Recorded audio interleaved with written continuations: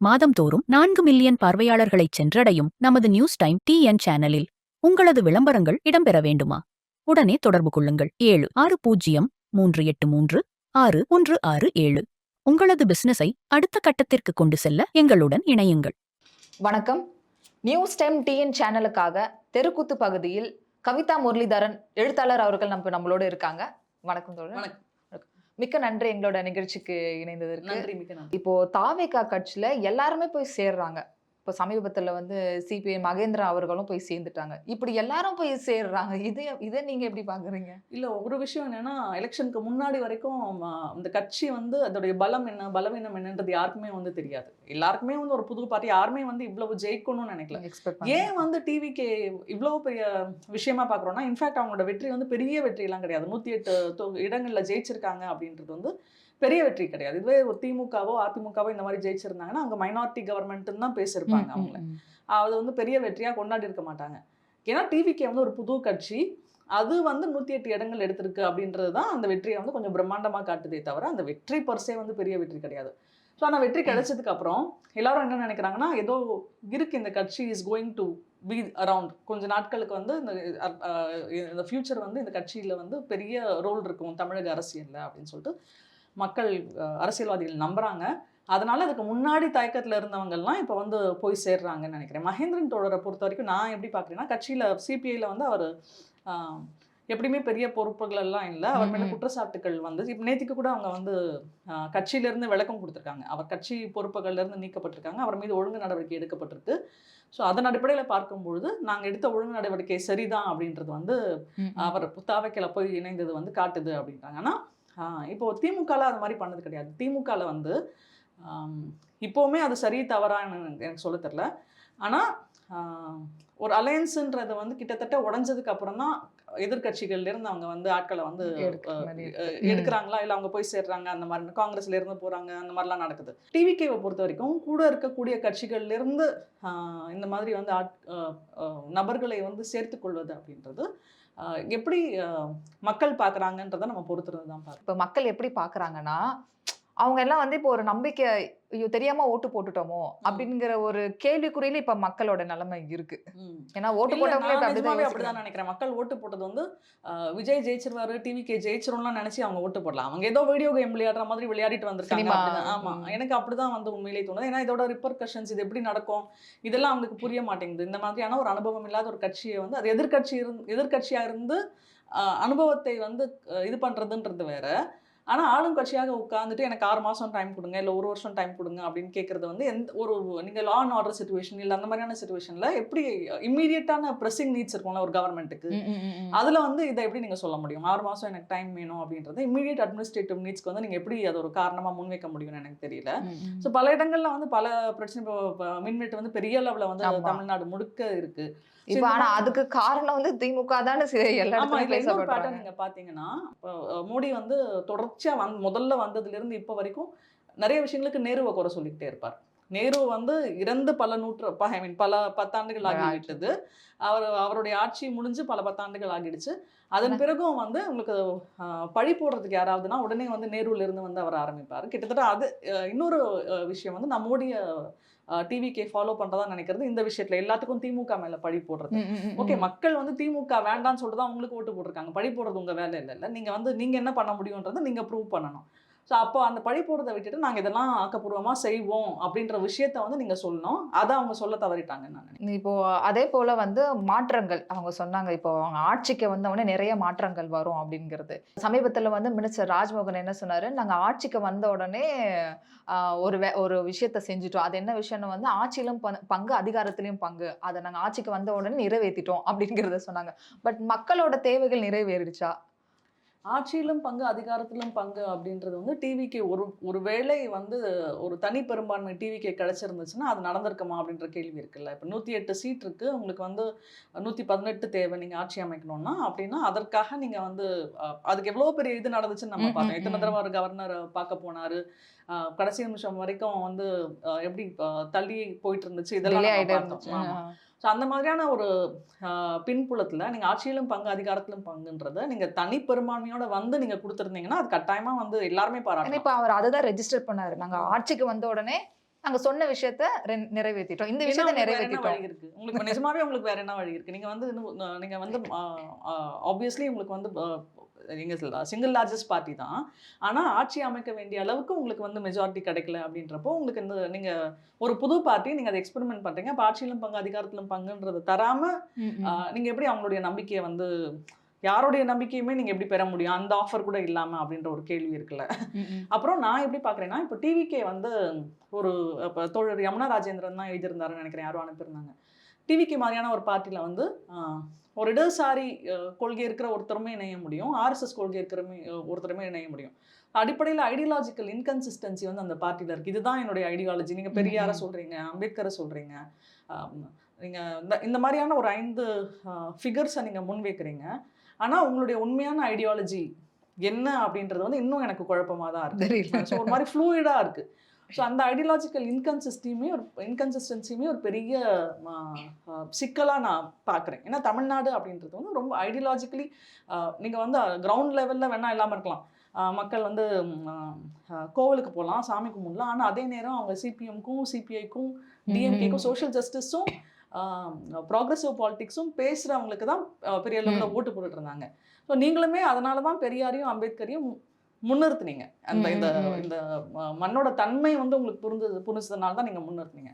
ஆனா உண்மையிலேயே ஐடியாலஜிக்கலி நீங்க எந்த அளவுக்கு கன்சிஸ்டன்ட்டா இருக்கீங்க அப்படின்றது இன்னும் தெளிவா தெரியல அப்படின்னு நான் நினைக்கிறேன். ஸோ மாற்றம் அப்படின்றது வந்து அது ஒரு ஸ்லோகனா தான் அவங்க பயன்படுத்தினாங்க. உண்மையான மாற்றத்தை அவங்க கொண்டு வர முடியுமா?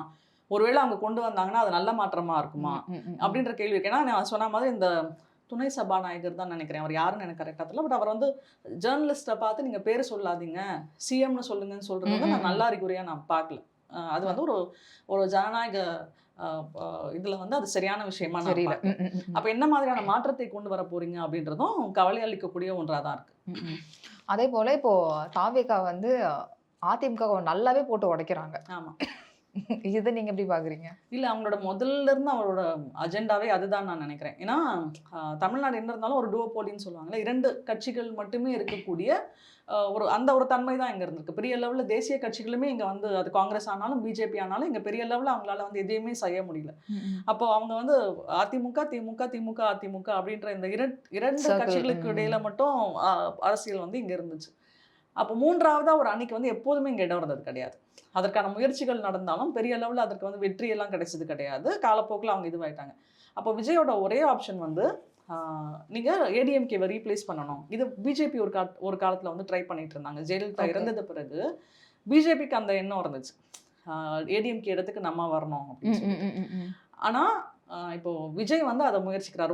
இந்த 2-3 விஷயங்கள் நீங்க பார்க்கணும். எலெக்ஷனுக்கு முன்னாடியில இருந்தே வந்து அவர் கிட்டத்தட்ட எம்ஜிஆரோட ஒரு அடுத்த எம்ஜிஆர் அப்படின்ற மாதிரி தன்னை வந்து முன்னிறுத்திக்க வந்து அவர் ட்ரை பண்ணாரு. ஏன்னா எம்ஜிஆருடைய வாரிசு அப்படின்ற மாதிரி அவருடைய படங்கள்ல அதற்கான குறியீடு இருந்துச்சு, அவருடைய உரைகள் அதற்கான குறியீடு இருந்துச்சு. ஆமா, இதெல்லாம் நம்ம பார்க்குறோம். அப்போ வந்து அது ஒரு விஷயம். இன்னொரு விஷயம், ஜெயலலிதா இறந்ததுல இருந்து அதிமுகக்குள்ள பல குளறுபடிகள் நடந்திருக்கு. தொடர்ச்சியா அவங்க வந்து தோல்விகளை தான் சந்திச்சுட்டு வராங்க. அதற்கு எதிராக ஒரு காத்திரமான முயற்சியை வந்து எடப்பாடி பழனிசாமி எடுத்திருக்காருன்னா உண்மையிலேயே எடுக்கல. எல்லாரையும் ஒன்றிணைத்தினா உங்களுக்கு வந்து ஒரு வெற்றி முக்கியம். ஆனா எடப்பாடி பழனிசாமியை பொறுத்தவரை அவருடைய முக்கியமான விஷயமா கட்சியை வந்து தக்க வச்சுக்கிறதுன்னு நினைச்சிட்டு இருந்தாரு. ஆனா நீங்க வந்து ஒரு பெரிய லெவல்ல உங்களுக்கு வெற்றி கிடைக்கலன்னா கட்சியை தக்க வைக்கிறதும் பெரிய பிரச்சனையாயிடும். இப்போ இந்த தோல்விக்கு பிறகு அதிமுகவோட ஐடி விங் வந்து கொஞ்சம் ஆக்டிவா இருக்கிறத வந்து நம்மளால பார்க்க முடியுது. ஆனா இதற்கு வந்து ஏதாவது பலன் இருக்குமான்னு தெரியல. என்ன பொறுத்த வரைக்கும் விஜய் வந்து உறுதியா அல்லது தாவேகா வந்து உறுதியா அதிமுக வந்து டிஸ்லாட்ஜ் பண்ணிட்டு அவர் வெளிப்படையா சொல்றாரு, இல்ல எங்க 2 பேர் தான் டிவிகே டிஎம்கே அப்படின்னு தான் அவர் சொல்றாரு. ஸோ அந்த இடத்துக்கு வரணும். ஏன்னா தமிழ்நாட்டை பொறுத்தவரை இரட்டை கட்சி அப்படின்றது தான் அதோடைய காலமா இருந்திருக்கு அப்படின்றத அவர் புரிஞ்சு வச்சிருக்காரு, இல்ல கட்சி புரிஞ்சு வச்சிருக்கு. சிஎம் விஜய் அவர்கள் வந்து இப்போ மோடி அவர்கள் மாதிரி ஃபாலோ பண்றாங்கிற மாதிரி சொல்றீங்க. இருப்பினுமே இப்போ வந்து கவர்னர் அவர்கள் இவங்கள தான் தாவேகா அவர்களை தான் ஆதரிக்கிறாங்க. ஆனா வந்து திமுக இருக்கிறப்போ வந்து ஆதரவு இல்ல, பயங்கர பிரச்சனையா போயிட்டு இருந்தது. இதை நீங்க எப்படி பாக்குறீங்க? இல்ல அது ரொம்ப நான் வந்து எனக்கு வந்து இது ஆச்சரியமா இல்லை அப்படின்னு நான் நினைக்கிறேன். இந்த கவர்மெண்ட் எப்படி சில விஷயங்களை டீல் பண்ண போகுது அப்படின்ற கேள்வி இருக்குல்ல. இப்போ 2 நாளைக்கு முன்னாடி கேரளாவில் இதே கவர்னர் தான், ராஜேந்திர அர்லேக்கர் தான் அங்கேயும் கவர்னராக இருக்காரு. நேரடியாக அதிகாரிகளை கூப்பிட்டு அவர் வந்து ஏதோ ரிவ்யூ நடத்திருக்காருன்னு சொல்லிட்டு அங்கே ஒரு பரபரப்பாக ஒரு விஷயம் போயிட்டு இருக்கு. ஒரு கவர்னருடைய இதுக்குள்ள அது வராது, பர்வியூக்குள்ள நீங்க வந்து டைரக்டா அதிகாரிகளை கூப்பிட்டு ரிவ்யூ பண்றதுன்றது கவர்னர் பர்வியூக்குள்ள வராதுன்றது அரசு, அதனால அது ஒரு இஷ்யூவா அங்கே மாறிட்டு இருக்கு. அரசு கடுமையான விமர்சனங்களை முன்வைக்குது. அப்போ அந்த மாதிரியான ஒரு விஷயம் எங்க நடந்துச்சுன்னா, இங்க இருக்கக்கூடிய ஐஏஎஸ் ஆஃபீஸர்ஸை கூப்பிட்டு கவர்னர் நேரடியாக பேசினா அப்போ டிவிகே கவர்மெண்ட் எப்படி ரியாக்ட் பண்ணும் அப்படின்ற கேள்வி இருக்கு. இந்த முதல் அசம்பிளி செஷன்ல வேணும்னா மோதல் போக்கு இல்லாமல் இருக்கலாம். ஆனால் நாளைக்கு மோதல் போக்கு வரக்கூடிய ஒரு சூழல்ல நீங்க என்ன மாதிரியான நிலைப்பாடு எடுக்க போறீங்க? தமிழ்நாட்டுக்குன்னு ஒரு அடையாளம் இருக்குல்ல, அதை விட்டு கொடுக்குற மாதிரி ஏதாவது நிலைப்பாடு எடுப்பீங்களா? ஏன்னா ஏற்கனவே இந்த வந்தே மாத்திரம் விஷயத்துல வந்து திரும்ப திரும்ப அந்த பாடல் வந்து பிரச்சனையாயிட்டு இருக்கும் போது அவங்க வந்து இல்லை நாங்கள் இதை விட்டு கொடுக்க மாட்டோம்னு சொல்லிக்கிட்டே 2வது முறையும் அந்த மாதிரி தான் நடந்துச்சு. ஸோ அந்த மாதிரியான விஷயங்கள்லாம் நம்ம பார்த்துக்கிட்டு தான் இருக்கோம். சொல்றாங்க இதுல இதை நாங்க வந்து கேட்டிருக்கோம், ஆனா நம்ம நடைமுறையில பார்க்கும்போது அதற்கான ஒரு விஷயம் வந்து நடந்த மாதிரி தெரியல. ஸோ அந்த விஷயத்த வந்து போக போக இது எப்படி போகும், போக போக ஒருவேளை இந்த மாதிரி கவர்னர் வந்து முன்னாடி இருந்த கவர்னர் மாதிரி ரவி மாதிரி நிறைய அது வந்து அத்துமீறல்கள்னு சொல்ல முடியுமா தெரியல. பட் அவருடைய அதிகார வரம்புக்கு உட்படாத விஷயங்கள் எல்லாம் வந்து அவர் நிறைய விஷயம் பண்ணாரு.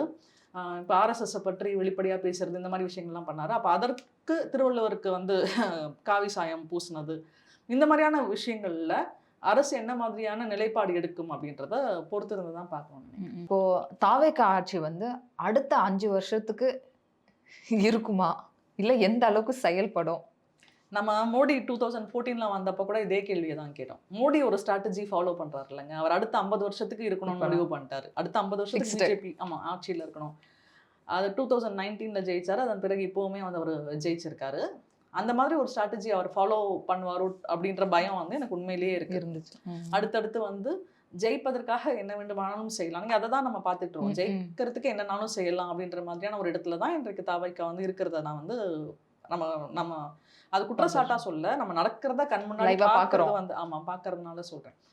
அப்போ அவங்க அடுத்த இந்த 5 வருஷம் மட்டும் இல்லை, அடுத்த 5 வருஷத்துக்கும் அவங்க பெரிய அளவில் பிளான் பண்ணுவாங்க. இதை நம்ம எப்படி எதிர்கொள்ள போகிறோம் அப்படின்றத தான் நம்ம வந்து பார்க்கணும். ஏன்னா இன்னுமே சில பேர் சொல்றாங்க வரப்போற காலத்துல வந்து நம்ம ஆபத்தை சந்திக்கலாம் அப்படிங்கிற மாதிரியே சில பேர் ஸ்டேட்மெண்ட் எல்லாம் சொல்றாங்க. மோடி மாதிரி எல்லாத்தையும் பண்ணலான்னு அந்த ஸ்ட்ராட்டஜியை ஃபாலோ பண்ணலாம்னு நினைச்சா அது கட்டாயமா தமிழ்நாட்டுக்கு ஆபத்தான விஷயம் தான் நான். ஏன்னா நம்ம வந்து பிஜேபியை வந்து இங்க வரவிடலை அப்படின்றத வந்து நம்ம நிறைய பேர் பெருமையா சொல்லிட்டு இருக்கோம். ஆனா அது வேற வடிவத்துல வேற ஒரு இதுல வந்து உள்ள வராங்க அப்படின்றது வந்து நம்ம அது எப்படி போகும்னு தெரியல. அதே போல இப்போ பெண்கள் சுதந்திரம், இப்போ இந்த ஜென்ரேஷன்ல வந்து எல்லா இடத்துலயுமே பெண்களுக்கு நிறைய வாய்ப்புகள் கிடைக்குது, நிறைய விஷயங்கள் சாதிச்சுட்டு வராங்க, பண்ணிட்டு வராங்க. ஆனா வந்து இப்போ இந்த சமூகத்துல வந்து அதே பெண் குழந்தைக்கு கூட பாதுகாப்பு இல்லை. சொல்லப்போனா கிட்டத்தட்ட ஒரு 3 வயசு குழந்தைக்கு கூட இப்போ பாதுகாப்பு இல்லாத ஒரு சமூகமா இது இருக்கு. ஸோ இந்த மாதிரி பிரச்சனைகளுக்கு என்ன மாதிரி நடவடிக்கை எடுக்கிறாங்க ஆட்சி? இதுக்கு ஒரு முடிவு இல்லையா? அந்த மாதிரி ஒரு விஷயம் என்னன்னா, இந்த விஷயத்த சொல்லி தான் கிட்டத்தட்ட ஆட்சிக்கு வந்தார். பெண்கள் பாதுகாப்பு இங்க சரியா இல்லை, இங்க சட்டம் ஒழுங்கு சரியில்லை அப்படின்னு சொல்லி தான் ஆட்சிக்கு வந்தார். ஆனால் வந்தோடனே 6 மாசம் வந்து டைம் கேட்குறாங்க தாவேக்கால. நீங்க எதற்கு வந்து டைம் கேட்குறீங்க? நீங்க வந்து நீங்க சொல்ற மாதிரி 3 வயது குழந்தை வந்து பாலியல் வன்முறைக்கு ஆளாக்கப்படுகிறதுனா அதை ஸ்டாப் பண்றதுக்கு ஓகே. அவர் சொல்ற மாதிரி தனி மனித ஒழுக்கம் அப்படின்றது அடிப்படையான ஒரு விஷயம். அதெல்லாம் இதை நான் ரொம்ப நாளா ஃபெமினிஸ்ட் எல்லாம் சொல்லிட்டு இருக்காங்க, பெண்ணியவாதிகள்லாம் சொல்ற விஷயம் வந்து இதுதான். நீங்க வந்து ஒரு சட்டம் இயற்றி இல்லை போலீசிங் மூலமா வந்து பெண்களுக்கு எதிரான வன்முறையை வந்து நிறுத்திட முடியாது. அது டொமெஸ்டிக் வயலன்ஸ்ல ஆரம்பிச்சு பல்வேறு ஒரு விஷயங்கள் இருக்கு, அதுக்குள்ள லேயர்ஸ் இருக்கு. நீங்க வீட்டுக்குள்ள நடக்கிறது, வீட்டுக்கு வெளியில நடக்கிறது, பணியிடங்கள்ல நடக்கிறது, இப்படி பல இடங்கள்ல வந்து பெண்கள் வன்முறையை எதிர்கொண்டிருக்காங்க. நிச்சயமாக சட்டம் மூலமாக மட்டுமே தீர்வு காணக்கூடிய பிரச்சனை வந்து இது கிடையாது. இந்த விஷயத்தை தான் பெண்ணியவாதிகள் சொல்லிட்டு இருக்காங்க. ஆனா நீங்க தேர்தலுக்கு முன்னாடி நீங்க வேற மாதிரி பேசுறீங்க. இப்போது வந்து தனி மனித ஒழுக்கத்தை வந்து நீங்க பேசுறீங்க. தனி மனித ஒழுக்கத்தை பேசிட்டு நீங்க வந்து என்ன பண்றீங்க, சிங்கப்பெண் படைய ஆரம்பிக்கிறீங்க. நீங்க இருக்கிற இப்போ நான் சமீபத்தில் வயர்ல ஒரு கட்டுரை எழுதிருந்தேன். இருக்கிற இன்ஸ்டிடியூஷன்ஸை வந்து ஸ்ட்ரென்தன் பண்ணிருக்கணும். தடுப்பதற்கு என்னென்ன நடவடிக்கை? இப்போ சைல்ட் ஹெல்ப் லைன்ல வந்து நிறைய ஆட்குறைப்பு இருக்கிறதா சொல்றாங்க. போதுமான அளவுக்கு அங்க பணியாளர்கள் இல்லைன்னு சொல்றாங்க. ஸோ அப்போ நீங்க வந்து ஒரு குழந்தை வந்து யாருக்கு கால் பண்ணா உடனே நடவடிக்கை, இப்போ 1098 நம்ம சொல்றோம். அந்த குழந்தை கால் பண்ணா உடனே நடவடிக்கை எடுக்கப்படுமா? எடுப்பதற்கான ஒரு வழிகள் இருக்கா, முறைகள் இருக்கா? இதெல்லாம் நம்ம வந்து ஸ்ட்ரென்தன் பண்ணோம். இந்த ப்ரிவென்ஷனுக்கான ஃபோக்கஸ் வந்து இங்க பெரிய லெவலில் இல்லை அப்படின்னு நான் நினைக்கிறேன். இன்ஸ்டிடியூஷன்ஸை ஸ்ட்ரென்தன் பண்றது இல்லை. நம்ம வந்து என்ன சொல்றது, அதை ஒரு விளம்பரத்துல வந்து நம்ம இந்த விஷயத்தை வந்து சரி பண்ண முடியும். நிச்சயமாக பெண்களுக்கு எதிரான வன்முறை, குழந்தைகளுக்கு எதிரான வன்முறை அப்படின்றதுக்கு வந்து சட்ட ரீதியான தீர்வுகள் மட்டும் போதாது. நீங்க அதை வந்து வீட்டுக்குள்ள இருந்து ஆரம்பிக்கணும், கல்வியில இருந்து ஆரம்பிக்கணும். பல நிலைகள்ல வந்து அதற்கான சமூகத்துல ஒரு அடிப்படை மாற்றம் மனநிலையில வரணும். ஆணும் பெண்ணும் சமம் அப்படின்ற ஒரு மாற்றத்துல இருந்து தான் அதை தொடங்கணும். அந்த மாற்றம், அந்த கண்ணோட்டம் வந்து சரியாகும் போது மற்ற எல்லா விஷயங்களுமே ஒன்னொன்னா சரியாகும். இது பெரிய ஒரு வேலை, இது பெரிய ஒரு வேலை. ப்ராசஸ். ஆனா அந்த வேலைக்கான ஒரு சின்ன முயற்சியை கூட இந்த அரசு வந்து எடுக்கல. திரும்ப திரும்ப ஒரு என்ன சொல்றது, ஒரு ஏன்னா நாளுக்கு நாளே ஆமா இப்ப பேப்பரை திறந்தாலே இப்ப அதுதான் ஃபர்ஸ்ட் நியூஸாவே இருக்கு. ஆமா. அதுவும் குழந்தைங்க, பெரியவங்களை தாண்டி குழந்தைங்கிற ஆமா, விஷயம் 24 மணி நேரத்துல இது மாதிரி 12 இது சம்பவங்கள் நடந்திருக்கு அப்படின்றதெல்லாம் நம்ம பார்க்குறோம். ஸோ இந்த ஆப்டிக்ஸ்க்கு மட்டும் இல்லாம விஜய் கவர்மெண்ட்டுக்கு ஆக்சுவலாக ஒரு நல்ல வாய்ப்பு இருக்கு. ஏன்னா அவங்க புதுசா ஆட்சிக்கு வந்திருக்காங்க. மக்களுடைய எதிர்பார்ப்புன்றது பெரிய லெவல்ல இல்ல. அப்படி இப்போ இதுவே திமுக ஆட்சியில இருந்துச்சுன்னா பெரிய சுமையா அவங்களுக்கு இருந்திருக்கும். மக்களுடைய எதிர்பார்ப்பு Demand பெரிய சுமை இருந்திருக்கும். ஆனா விஜயை பொறுத்த வரைக்கும் அதனால தான் நான் இப்போ புதுசா வந்திருக்கேன், எனக்கு டைம் கொடுங்கன்னு கேட்கிறாரு. அப்போ அவர் வந்து ரொம்ப அடிப்படையில இருந்து அவர் ஆரம்பிச்சு மாற்றங்களை கொண்டு வரலாம் இந்த அரசு. ஆனா அந்த வாய்ப்பை வந்து இந்த அரசு தவற விடுது அப்படின்னு நான் நினைக்கிறேன். ஸோ எங்களோட கேள்விக்கு வந்து ரொம்ப அருமையான விளக்கம் கொடுத்தீங்க. கண்டிப்பா இதை மக்களுக்கு போய் சேரும்னு நினைக்கிறேன். நன்றி, வணக்கம். நன்றி.